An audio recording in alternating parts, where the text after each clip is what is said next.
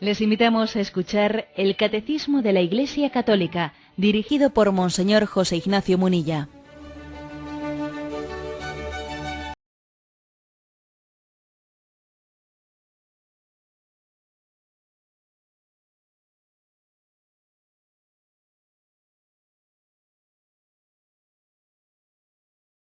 Un cordial saludo a todos los oyentes de Radio María. Un día más, con la gracia del Señor, proseguimos el comentario del Catecismo de nuestra Madre la Iglesia.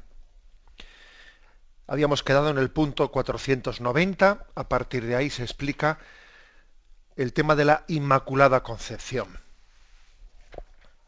Son 4 puntos, del 490 al 493. Os recuerdo que ayer hablamos de la predestinación de María. A ella le sigue este tema de la Inmaculada Concepción, que está muy ligado, obviamente. Para ser la madre del Salvador, María fue dotada por Dios con dones a la medida de una misión tan importante. El ángel Gabriel, en el momento de la Anunciación, la saluda como llena de gracia. En efecto, para poder dar el asentimiento libre de su fe al anuncio de su vocación, era preciso que ella estuviese totalmente poseída por la gracia de Dios. Bueno, la primera afirmación está tomada de la Lumen Gentium, el capítulo 56, y es esta. María fue dotada por Dios con dones, con una serie de dones, a la medida de una misión tan importante. Es importante que caigamos en cuenta que Dios reparte sus dones en la medida de la misión que nos quiere encomendar. Y esto se refiere a María, pero se refiere a cualquiera de nosotros.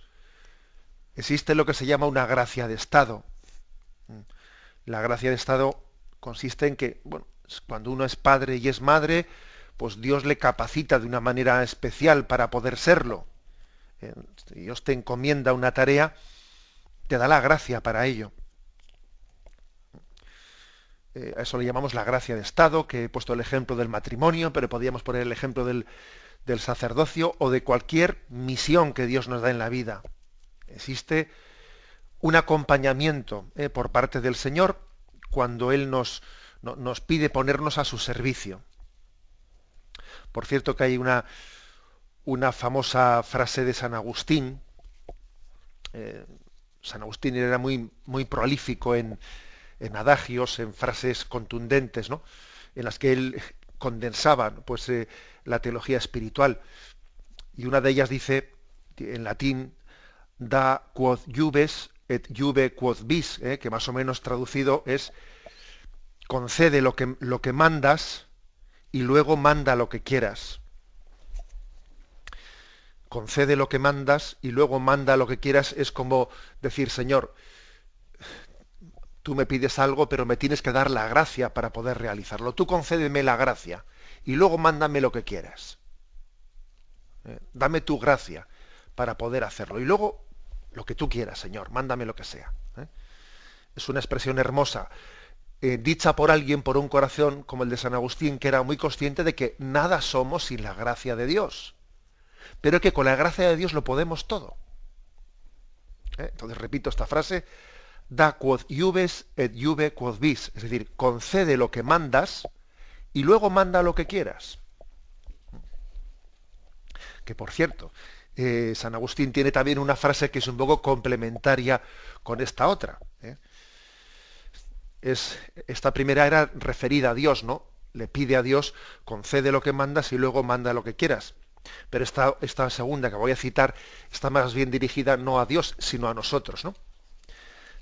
Y se nos dice: da lo que tienes para que merezcas recibir lo que te falta. Tú entrégale a Dios lo que tienes y así merecerás recibir lo que te falta. Es una frase complementaria de la anterior, y las dos se conjugan y no son contradictorias. Tú a Dios dale lo que tienes y así Él te dará la gracia de de merecer lo que te falta. Dicho de otra manera, para poder darnos hace falta, o sea, para poder ser fiel, hace falta la gracia de Dios. Pero para merecer la gracia de Dios hay que ser fiel. Y las dos cosas, esto es como la pescadilla que se muerde la cola. Para poder ser fiel hace falta la gracia de Dios, si no es imposible. Pero para merecer la gracia de Dios hay que ser fiel. Es así. O sea que aquí gracia y libertad están perfectamente conjugadas, integradas una y la otra. Bueno, por eso dice aquí que María recibió unos dones en la medida de una misión tan importante que iba a recibir. Es que claro, la misión que se le encomendaba a María era pues la misión más importante de toda la historia de la humanidad. Jamás una persona humana había recibido una misión tan importante como la que se le encomienda a María. Ninguna persona humana, porque recordad que Jesucristo es persona divina, por eso digo yo, ninguna persona humana ha recibido ni recibirá jamás una misión tan importante como la que ha recibido ella. Imposible, imposible, porque estamos hablando de que a ella se le ha pedido la misión de acoger a Dios que viene al mundo. Madre mía, o sea, no se puede encomendarle a nadie nada más importante. Aquí solemos pues admirar a cuando se elige un presidente de Estados Unidos porque es la nación más poderosa, y fíjate qué persona, qué responsabilidad tiene la de dirigir los destinos, o presidente de la ONU y tal. Todo eso es una broma, comparando con la misión que se le encomienda a María, que es la de acoger a Dios que viene al mundo, abrirle las puertas. Es que, por eso, puesto que era la misión más importante jamás encomendada a una persona humana, era normal, es comprensible, pues que ella fuese llena de gracia. O sea, se le dio una gracia también proporcional a lo que se le estaba pidiendo. Entonces, por eso se le dice llena de gracia. Dios te salve María, llena de gracia. En griego dice kecharitomene, que es una expresión que también conviene un poco que nos suene, kecharitomene, llena de gracia. En ella todo es gracia, todo es don puro de Dios, la ha preparado para una misión tan importante. Ahora, al mismo tiempo ella ha colaborado plenamente. Lo que he dicho antes, de que para poder ser fiel necesitamos la gracia de Dios, pero para poder merecer la gracia de Dios tenemos que ser fieles. Luego también ella, por el don de Dios, ha merecido esa gracia por su fidelidad. Las dos cosas hay que decirlas. Porque le iba a encomendar algo tan importante, le ha dado la gracia, pero porque ella ha sido tan fiel, ha merecido el ser ella la elegida de Dios. Las dos cosas. Bueno, pues esta es la afirmación primera. La afirmación primera, que la hacemos además con la conciencia de lo que ello supone, que es maravillosa, ¿no? Dice, en efecto, para poder dar el asentimiento libre de su fe al anuncio de su vocación, era preciso que ella estuviese totalmente poseída por la gracia de Dios, totalmente poseída. Es impresionante que se utilice esta expresión, estar poseído de la gracia de Dios. A veces generalmente se suele utilizar esa palabra estar poseído para lo contrario, estar poseído pues por el demonio, estar poseído por el odio, está poseído, nosotros solemos decir en el sentido, bueno, parece, o sea, es que la rabia, el odio le arrastra, no, está poseído. Bueno, pues aquí lo decimos en el sentido absolutamente el contrario. María está poseída, pero por la gracia de Dios. Es movida perfectamente por la gracia de Dios, como una pluma dócil que es movida por la mano del amanuense, la mano de Dios. Y pasamos al segundo punto, 491.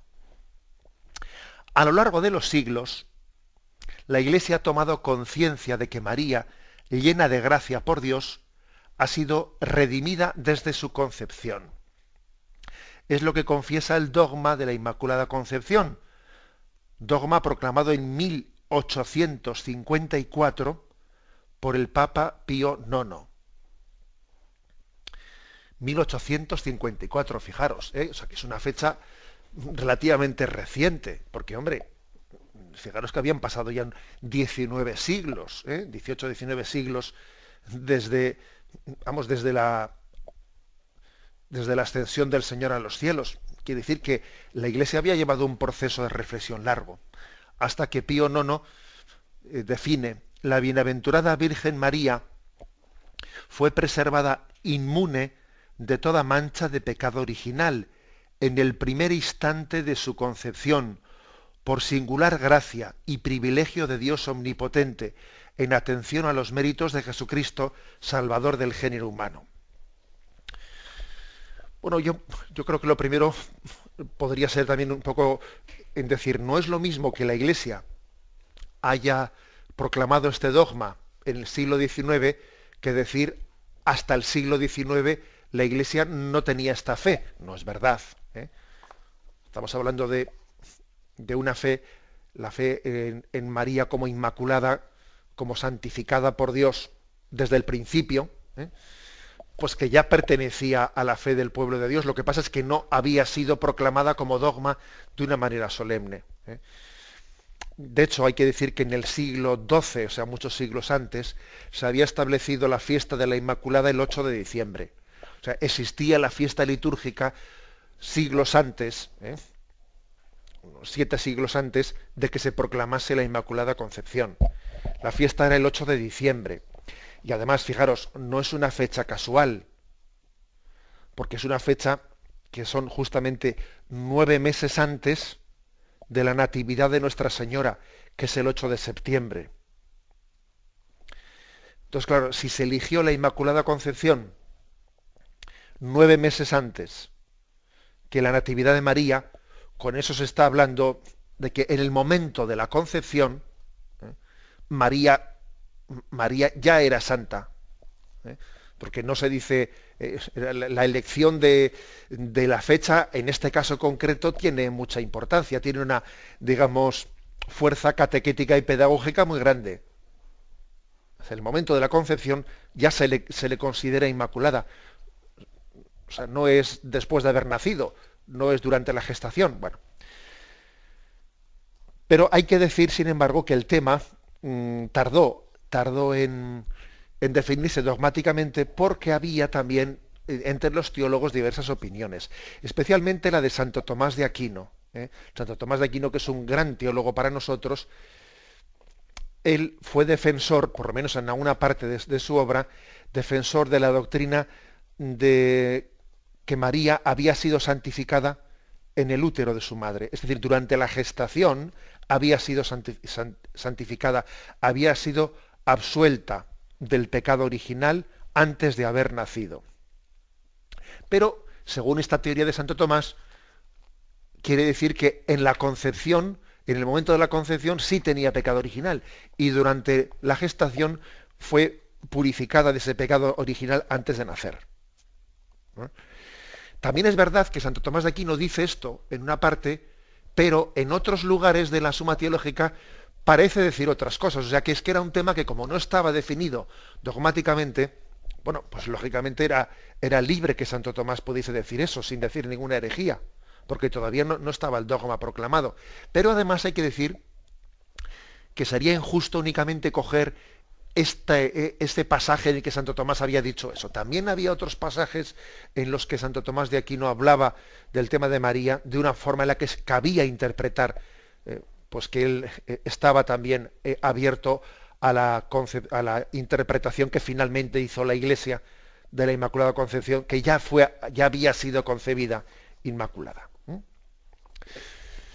Y por otro lado estaba Duns Scoto, que era un poco el campo contrario. El Duns Scoto, ligado a los franciscanos, asume la defensa de la Inmaculada Concepción desde el mismo instante de su concepción.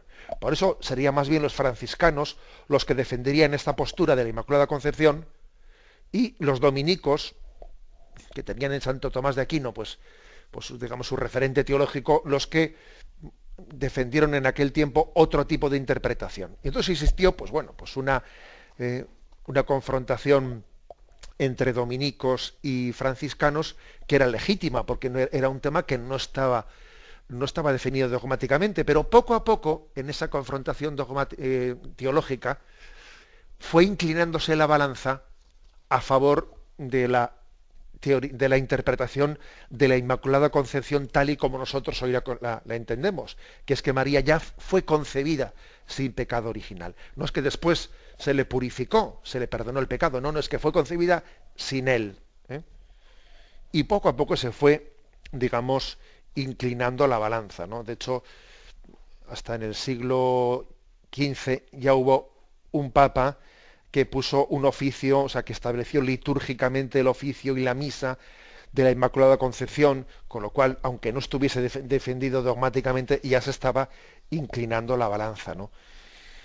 Y en las universidades europeas, pues se tomaron la defensa de la devoción a la Inmaculada Concepción con mucha fuerza. La Universidad de Colonia, por ejemplo, en el año 1449, más tarde la Sorbona.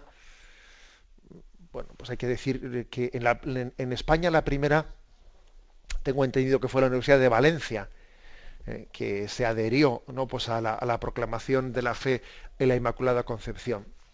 Bueno, hay que decir que todo ello fue poco a poco inclinando, y aquí el pueblo de Dios es curioso, que es uno de los ejemplos más claros que tenemos de cómo el pueblo de Dios, creyendo conjuntamente, ¿no?, ayudó a la jerarquía a proclamar el dogma. Hubo una intervención del pueblo de Dios que, creyendo, adheriéndose, porque es que hubo un momento en que las instituciones, he puesto el caso de universidades, pero no solo universidades, las instituciones se iban adheriendo a esa fe, hasta el punto de que la sociedad, que en aquel momento era profundamente católica, claro, ¿no?, pues casi empujó, ¿no?, a la jerarquía de la Iglesia a proclamar ese dogma. Bien, tenemos un momento de reflexión y continuaremos enseguida.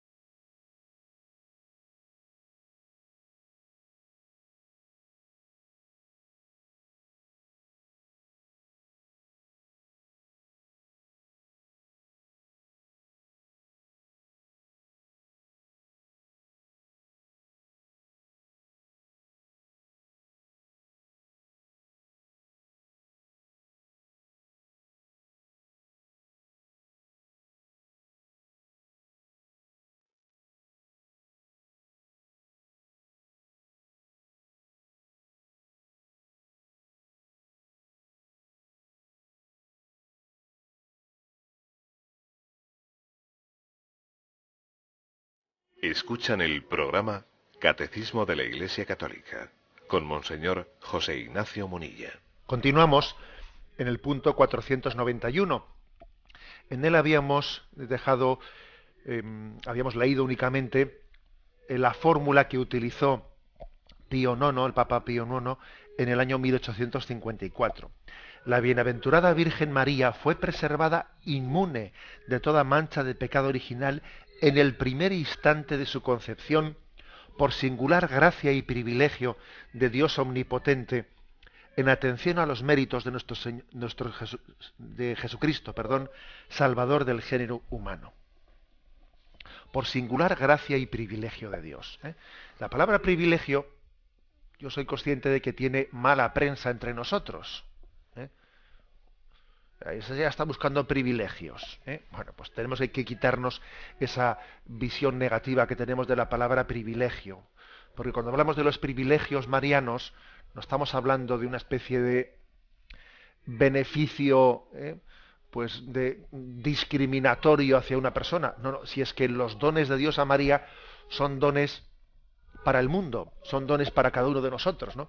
Si ella es elegida, ella es predilecta, si ella es privilegiada, es en función de que ella es sierva, y esos dones que Dios les da de una manera privilegiada, entre comillas, ¿no? Pues precisamente son porque ella no los posee, se sabe instrumento de Dios para el mundo. Lo digo porque ya sé que las palabras suelen estar cargadas en cada momento histórico en que se pronuncian pues de todo un peso, ¿no?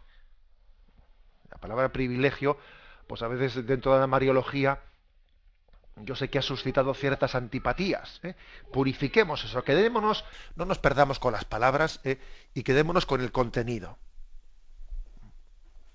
Es hermoso ver que Dios, al darle a ella ese entre comillas privilegio, esas gracias especiales, en ella nos estaba amando a todos nosotros. Vamos a ser claros.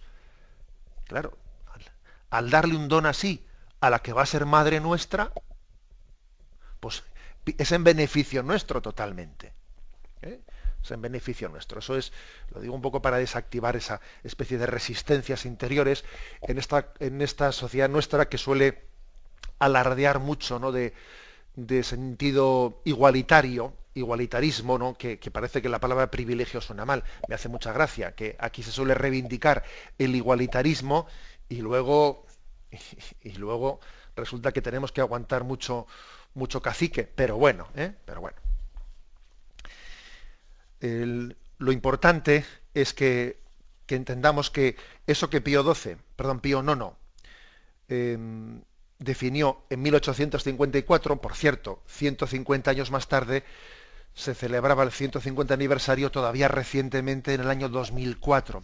Y en el año 2004, la Asamblea Plenaria de la Conferencia Episcopal promulgó un mensaje con motivo del 150 aniversario. Y las cuestiones principales que se afirmaban en ese mensaje, hago un breve resumen, son las siguientes, ¿no? Se decía que 3 aspectos de nuestra fe están subrayados de modo singular en la proclamación de la Inmaculada. Primero, la estrecha relación que existe entre María y Jesucristo. Hay una estrecha relación entre María, Jesús y Iglesia. Son 3 cosas inseparables: María, Jesús y la Iglesia. Segundo, ver que la plenitud de la obra de la redención lo vemos cumplida en María.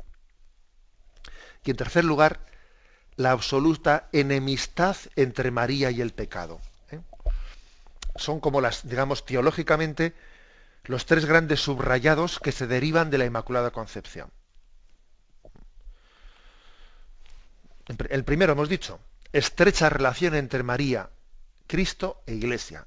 Y hay que decir que María colaboró de manera totalmente singular a la obra del Salvador por su fe, su esperanza, su ardiente amor, y colaboró para establecer la vida sobrenatural de los hombres. Ella colabora en la obra de la gracia, de manera que a ella le podemos llamar madre en el orden de la gracia. No solo madre en el orden físico de que fue madre de Jesús, sino también madre en el orden de la gracia, porque ella no solo da a luz físicamente, sino que participa con su hijo plenamente, en la medida que una criatura humana puede participar, de su designio de salvación. Mi hijo viene a salvar al mundo. Luego yo me identifico plenamente con la misión con la que mi hijo viene al mundo. Eso es lo que nos diría María. Por eso también es madre en el orden de la gracia. Entonces la Virgen María Jesucristo, la Iglesia, claro, la identificación entre la Virgen María y la Iglesia es grandísima, porque en el fondo, ¿qué es la Iglesia?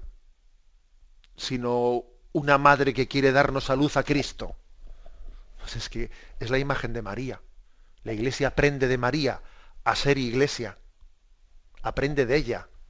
En ella tiene su modelo. Y también María mira a la Iglesia como el modelo de su propia vocación. Ahí hay un misterio de unión muy, muy importante. En segundo lugar, dice ese mensaje, ¿no?, de la plenaria que se publicó con motivo del 150 aniversario de la definición del dogma. La segundo subrayado es: en María vemos la plenitud de la obra redentora perfectamente realizada. Pensemos en Jesucristo, en la lucha interior que tuvo que tener en Getsemaní, cuando a la víspera de su pasión él era tentado de desesperación por parte de Satanás. Pensemos en qué tipo de tentación podía ser esa que le sugería: ¿para qué vas a entregar tu vida? Si mira cómo te lo van a pagar, mira cómo va a haber tanto pecado en el mundo, mira las guerras que va a haber, mira los odios, mira las traiciones, mira los matrimonios. Bueno, yo me imagino a Satanás intentando, ¿no?, hacerle desesperarse a Jesucristo, pasando ante él todo el pecado de la humanidad, que pudiera dar a entender que la muerte de Cristo no iba a tener fruto. Pero fíjate para qué va a servir, y mira esto, y después tú morirás en la cruz por la salvación del mundo, pero vendrá este, y el otro, y Hitler, y el de más allá, y lo que más le habría de consolar en ese momento a Jesucristo, lo que más podría consolarle, es el decir: no, pero habrá muchas personas en las que tenga fruto la sangre redentora de Cristo. No se va a desperdiciar. Tendrá fruto muchas personas. Y Jesús en ese momento sería consolado pensando en los mártires y pensando en los santos, pero sobre todo pensando en su madre. La santidad de su madre sería la prueba más inequívoca de que la sangre de Cristo no iba a ser inútil. Solamente por ella, porque la redención de Cristo es la que había permitido que su madre fuese así de santa e inmaculada, no lo olvidemos, porque él la había redimido de una manera singular, que es permitiéndole no caer. Pero también María tiene toda la gratitud a la sangre redentora de su Hijo, aunque ella no hubiese pecado como nosotros, porque la forma más excelsa de haber sido redimido es el de no haber caído por la gracia de Cristo. Por eso digamos que ella es la obra maestra de la redención de Jesucristo. Y en tercer lugar, el tercer aspecto teológico, ¿no?, que se deriva de la Inmaculada Concepción, según nos decía ese mensaje de los obispos españoles, es la absoluta enemistad entre María y el pecado. La absoluta enemistad. O sea, no cabe componendas, no cabe pactos entre el pecado y María, no cabe. Así como nosotros estamos a veces tentados de decir: bueno, vamos a buscar, no seamos exagerados, ¿no? Eso de ser santo, bueno, pues eso, vamos a ser buenas personas, solemos ser, ojo que tendemos fácilmente a rebajar el ideal evangélico de la llamada a la santidad. Y no, María en eso asume totalmente el radicalismo evangélico de su Hijo Jesucristo. No podéis servir a dos señores. O de Cristo o del mundo. O sea, ahí hace falta, ¿no?, una opción, y María ya proclama, ¿no?, la absoluta enemistad con el pecado. Y la imagen de María pisando la cabeza de la serpiente es verdaderamente emblemática. Mirar a María, mirar la Inmaculada Concepción, es para nosotros un acicate para no pactar con el pecado, no pactar con la mediocridad, que es una gran tentación, ¿no? La tibieza, la mediocridad, ahí andamos, ¿no?, bueno, yo no soy mala persona, los hay peores. Estamos ahí tentados de ir a por el cinquillo. ¿Eh? Y no puede ser. ¿Eh? María es una llamada a la santidad. Verle a ella es rememorar, recordar, revivir la vocación a la santidad que todos tenemos. Por eso tiene mucha potencia el dogma de la Inmaculada Concepción. Tiene mucha potencia. Porque no solamente es ver, o sea, contemplar algo que ocurrió en ella, sino que es recordar la vocación que todos tenemos a la santidad. Esto no es como quien ve pues llover desde fuera, desde el otro lado del cristal, que veo cómo llueve, pero yo no me mojo. No, yo aquí me mojo.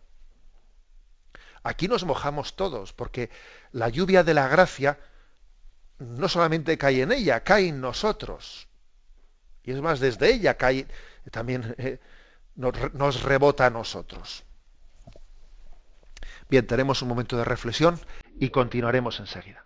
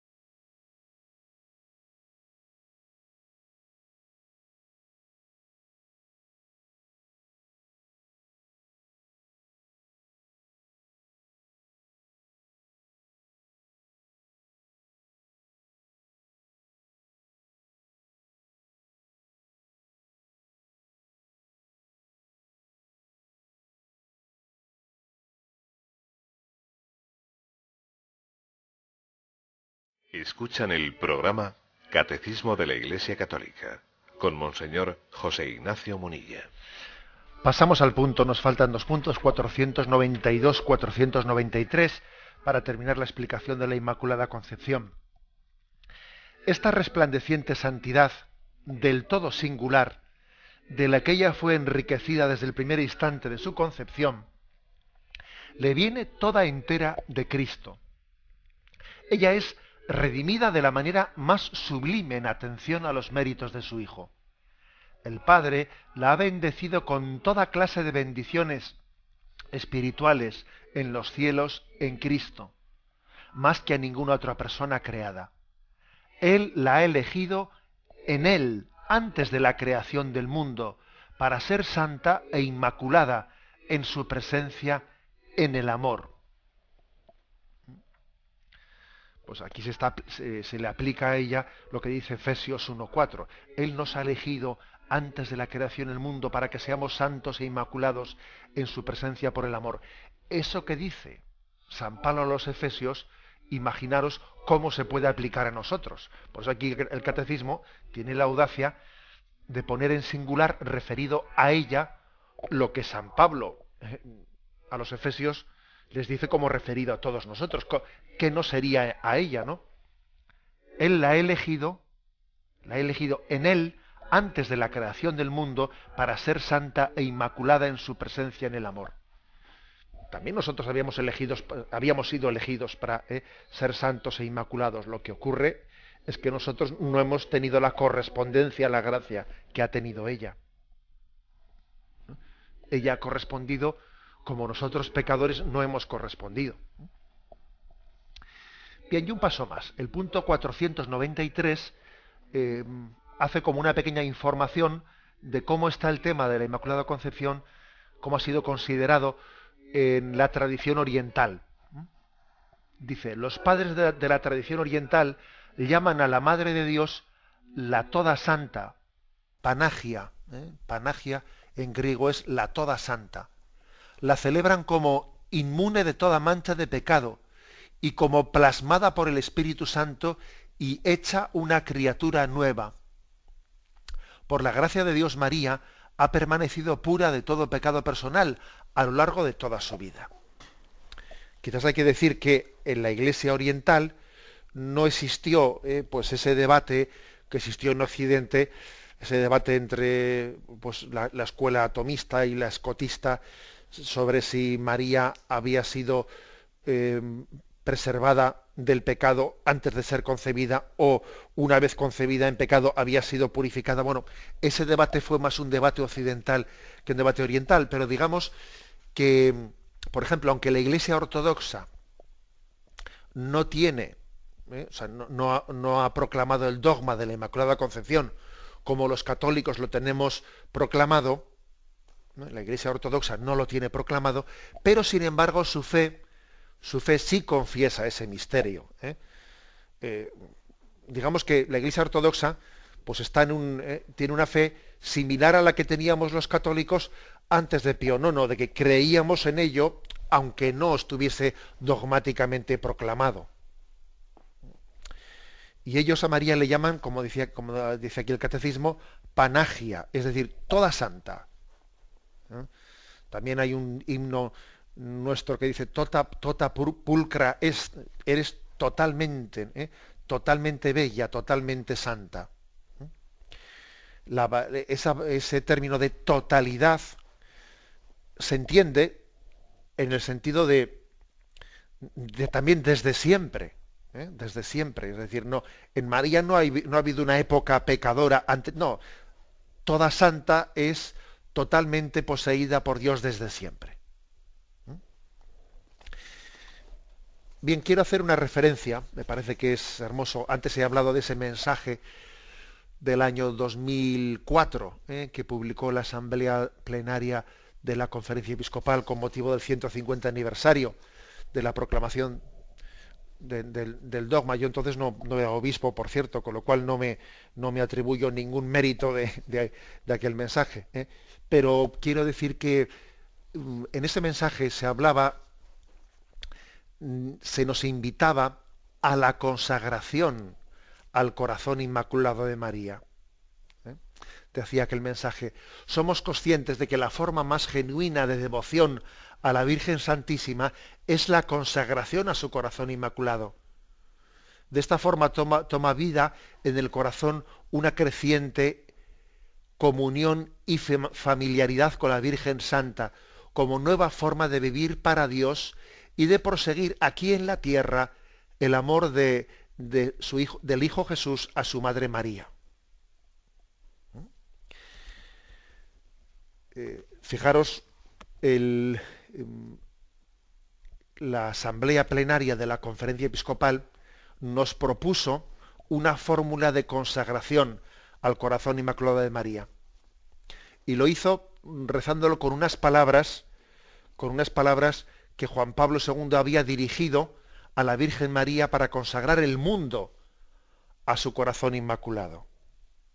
Que era impresionante, la consagración que hizo Juan Pablo II. La fórmula de consagración que él escribió, de la que se sirvió la Conferencia Episcopal Española para invitarnos a la consagración al corazón inmaculado de María, que es otra manera de decir a María Inmaculada, ¿no? Al corazón inmaculado de María. La voy a leer porque es que no tiene desperdicio. Madre de Cristo y Madre nuestra, al conmemorar el aniversario de la proclamación de tu Inmaculada Concepción, deseamos unirnos a la consagración que tu Hijo hizo de sí mismo. Yo por ellos me consagro, para que ellos sean consagrados en la verdad, y renovar nuestra consagración personal y comunitaria a tu corazón inmaculado. Te saludamos a ti, Virgen Inmaculada, que estás totalmente unida a la consagración redentora de tu Hijo. Madre de la Iglesia, ilumina a todos los fieles cristianos de España en los caminos de la fe, de la esperanza y de la caridad. Protege con tu amparo materno a todos los hombres y mujeres de nuestra patria en los caminos de la paz, el respeto y la prosperidad. Corazón Inmaculado. Ayúdanos a vencer la amenaza del mal, que atenaza los corazones de las personas e impide vivir en concordia. De toda clase de terrorismo y de violencia, líbranos. De todo atentado contra la vida humana, desde el primer instante de su existencia hasta su último aliento natural, líbranos. De los ataques a la libertad religiosa y a la libertad de conciencia, líbranos. De toda clase de injusticia en la vida social, líbranos. De la facilidad de pisotear los mandamientos de Dios, líbranos. De las ofensas y desprecios a la dignidad del matrimonio y de la familia, líbranos. De la propagación de la mentira y del odio, líbranos. Del extravío de la conciencia del bien y del mal, líbranos. De los pecados contra el Espíritu Santo, líbranos. Acoge, oh Madre Inmaculada, esta súplica llena de confianza y agradecimiento. Protege a España entera y a sus pueblos, a sus hombres y mujeres, que en tu corazón inmaculado se abra a todos la luz de la esperanza.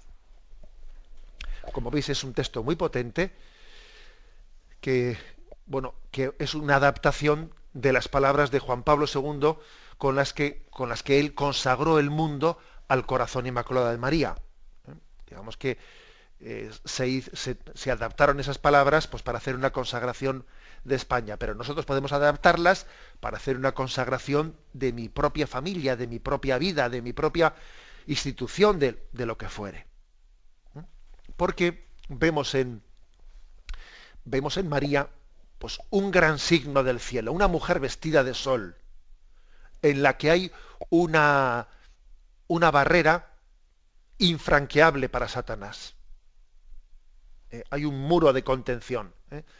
Por eso insistir en líbranos y líbranos, ¿no? Es decir, que sabemos que a la sombra de María, a la sombra de su santidad, podemos pararle los pies al mal del mundo. O sea, pararle los pies al mal son palabras mayores.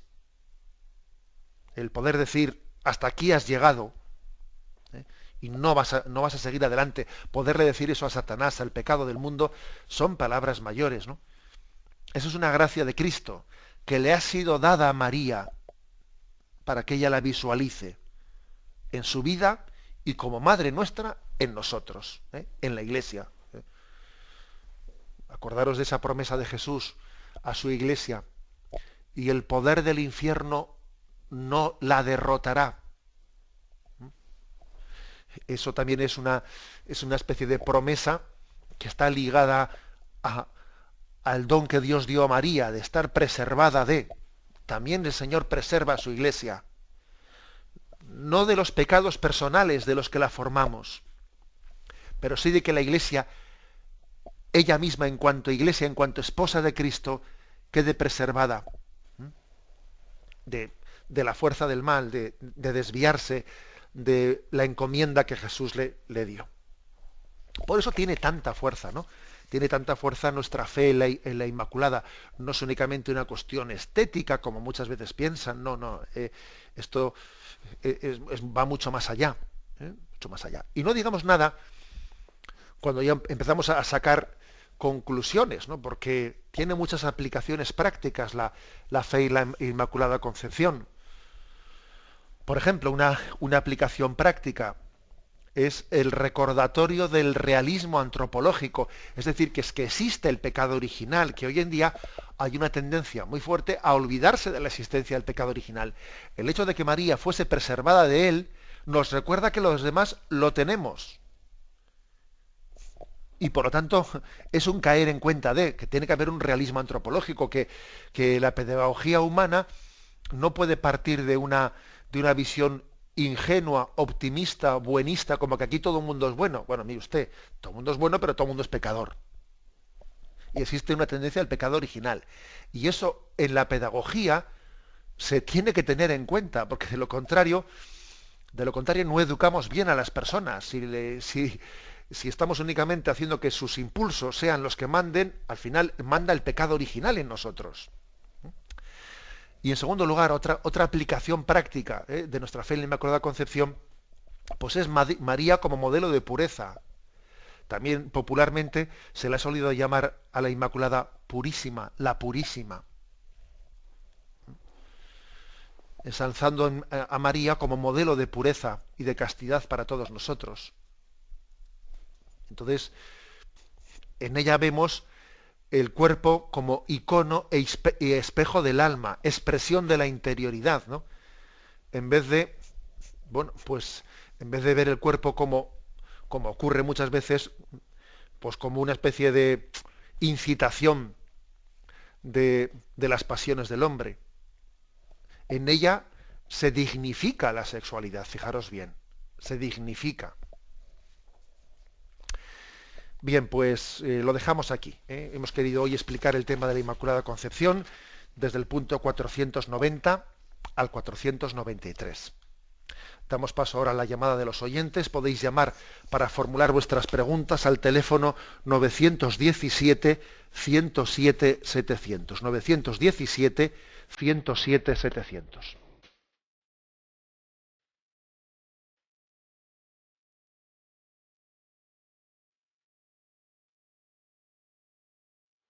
Radio María le ofrece la oportunidad de recibir en su casa sus programas favoritos.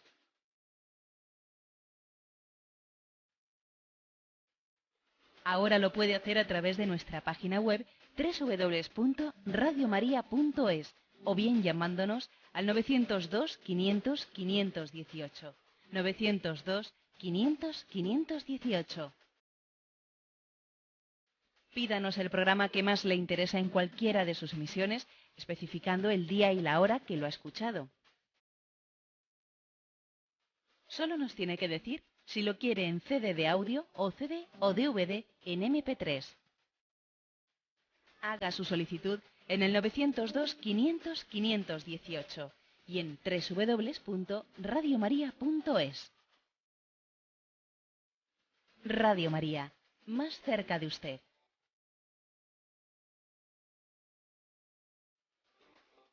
Escuchan el programa Catecismo de la Iglesia Católica con Monseñor José Ignacio Munilla. Sí, buenos días. ¿Con quién hablamos? Buenos días, monseñor. Soy Bueno, Marta, de Segovia. Adelante, Marta. Muchas gracias. Mire, quería preguntar si la Virgen María, a lo largo de su vida en la tierra, pues sería también tentada, como igualmente lo fue Jesús, o si al haber sido concebida sin pecado, pues era como inmune a las tentaciones. Muchas gracias. Vamos a ver, la verdad es que el hecho de haber sido concebida sin pecado original, de ser inmune, no quiere decir que no tenga tentaciones. De hecho, Jesucristo, que obviamente, ¿no? Jesucristo, ¿cómo va a tener pecado original? Sí tuvo tentaciones.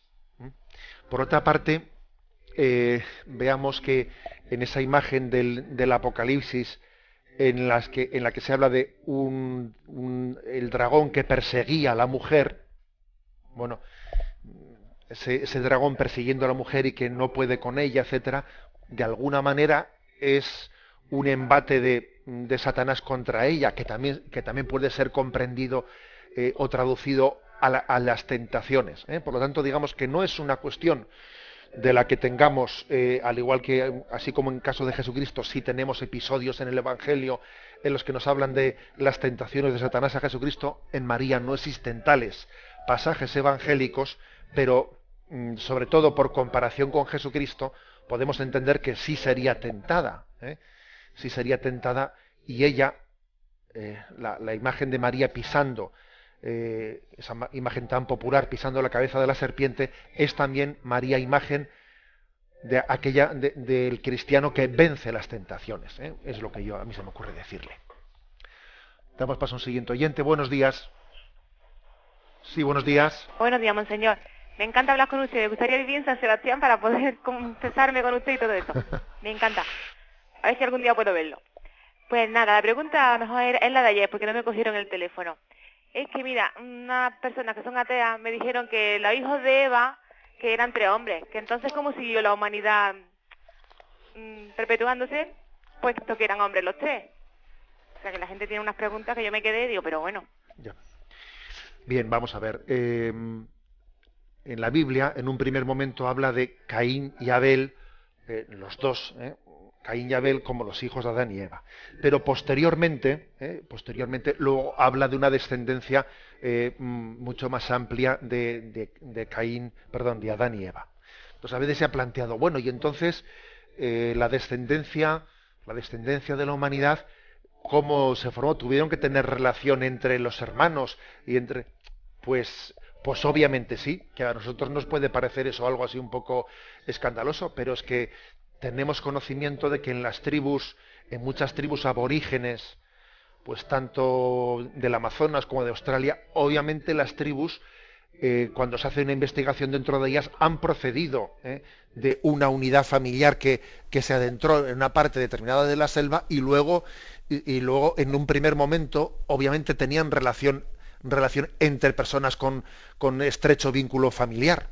O sea que eso es así. Pero no es verdad eso de los 3 hombres, sino que en un primer momento se habla de Caín y Abel y luego posteriormente se habla de una descendencia mucho más amplia, que ahora mismo no recuerdo el pasaje, pero no sé si no eran 11 hijos, que obviamente también pues estamos hablando de unos pasajes bíblicos en los que no podemos pedirle a los textos una exactitud historiográfica, porque estamos un poco remitiéndonos al origen de los tiempos.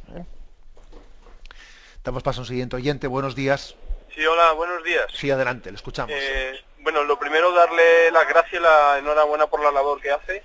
Y luego, mi pregunta era, he intentado llamar antes, pero me he fijado que en los evangelios de estos días atrás, en las misas de diario, se repite mucho lo de que Jesucristo sana, Jesucristo cura, pero enseguida manda callar o manda que no se hable del bien que le ha hecho a esa persona, ¿no?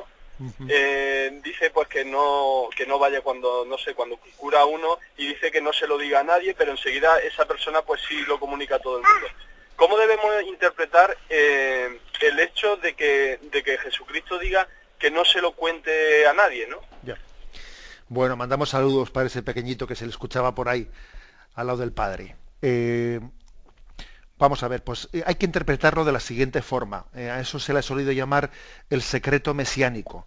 Jesucristo, con frecuencia en los evangelios, después de haber hecho un milagro, pide discreción, no se lo digas a nadie. O vete únicamente ante los sacerdotes, preséntate, pero no vayas por ahí proclamándolo. ¿Por qué?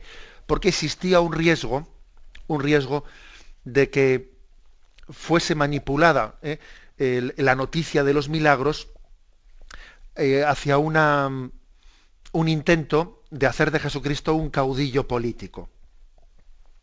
De hecho, vemos también que los evangelios dicen que cuando Jesús llevó a cabo uno de los milagros de la multiplicación de los panes, intentaron cogerlo para proclamarlo rey, pero Jesús se escapó. Eso lo dice explícitamente el Evangelio.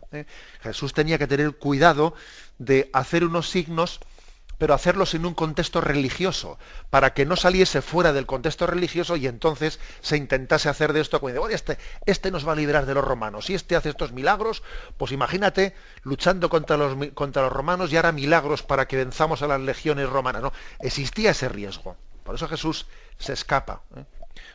A veces no le hacían caso y lo salían proclamándolo. Pero ese es el contexto de lo que ha solido ser llamado el secreto mesiánico. Damos paso a un siguiente oyente. Buenos días. Buenos días, soy Jesús. Adelante. Mire, vamos a ver. La pregunta mía va en torno a Adán y Eva que, bueno, ellos no tuvieron pecado de, digamos, de concupiscencia porque, vamos, estaban dotados de la gracia de Dios, ¿no? Y vivían en estado de gracia. Bueno, pues ¿cómo es posible que en ese estado de gracia ellos pudieran haber cometido el pecado original aquel? Es verdad que hace poco habla usted con una señora, ¿no?, que le ha dicho algo así por el estilo de que pudieron tener tentaciones y todo esto, ¿no? Y vamos, la pregunta mía va dirigida en ese sentido, de cómo es posible que se vieran abocados a esto, ¿no?, a cometer el pecado de desobediencia por soberbia, o sea, que tuvieran ese sentimiento de soberbia que parece impropio de un estado de gracia. Vamos a ver, precisamente por eso el pecado de Adán y Eva es un pecado más grave que el nuestro, porque el pecado que nosotros cometemos, por supuesto que también puede ser de soberbia, pero el pecado nuestro, en el estado actual en el que estamos, tiene un fuerte componente de debilidad de la carne. La concupiscencia nos inclina, no nos determina, pero tenemos una herida que nos hace proclives, ¿no?, a la caída. En el caso de Adán y Eva, esa caída, o sea, ellos no tenían concupiscencia, no tenían esa tendencia carnal al pecado. Con lo cual su pecado, por eso el pecado original no es un pecado más, no es un pecado cualquiera. Pero ojo, cuando yo le he dicho al oyente anterior que María también podía, o sea, también pudo ser tentada, y seguro que lo sería, María, y sin embargo no cayó en las tentaciones. Eso no quiere decir que como ella no tenía pecado original, o no tenía ningún mérito no caer en el pecado. Sí, tenía mérito no caer en el pecado. Y la prueba es de que Adán y Eva cayeron, y ella no cayó. Luego, aunque uno esté en un estado de gracia, el no ser seducido, ¿no?, el resistir a la seducción de Satanás, que es una seducción de la soberbia, de pretender ser como dioses, etcétera, tiene un mérito, o sea, supone una colaboración con ese don. Por lo tanto, digamos que la explicación es esta. Es verdad que es un pecado distinto al nuestro, en el que la inclinación al pecado, a la debilidad de la carne, no tiene ese condicionamiento, pero el pecado de soberbia, la tentación de soberbia, sí tiene influjo, ¿no?, en Adán y en Eva, y el querer ser como dioses es lo que les lleva, ¿no?, pues a caer en ese pecado.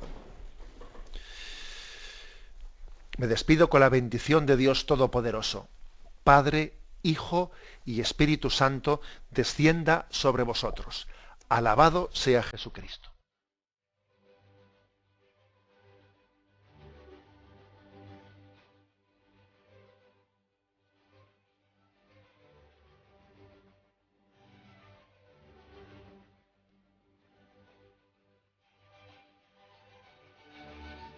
Han escuchado en Radio María el Catecismo de la Iglesia Católica, un programa dirigido por Monseñor José Ignacio Munilla.